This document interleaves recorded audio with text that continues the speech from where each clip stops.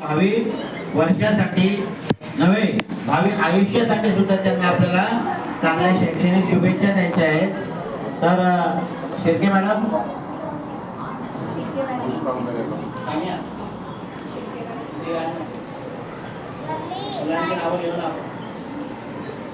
तिथं समोर त्यांचं स्वागत करू आपण.